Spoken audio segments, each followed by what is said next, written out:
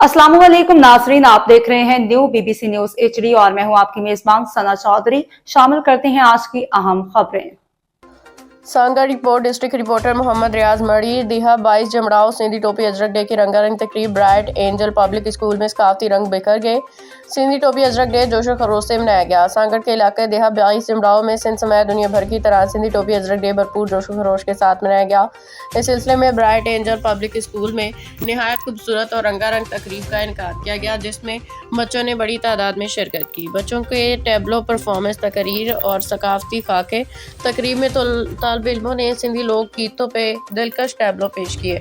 तकारीर की सकाफती खाके पेश करके हाजरीन से खूब दाद हासिल की।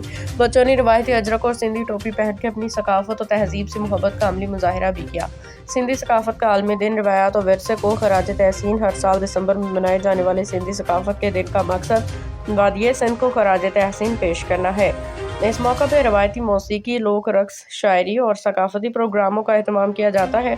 लोग मोहब्बत के साथ अजरक को ओढ़ के सिंधी टोपी पहन के अपनी शनाख्त को उजागर करते हैं। दिहा 22 जमड़ाओं में भी होने वाली ये तकरीब इसी सकाफती जज्बे के हसीन झलक थी, जिसे वालिदैन, साज़ा, तलबा ने बेहद सराहा।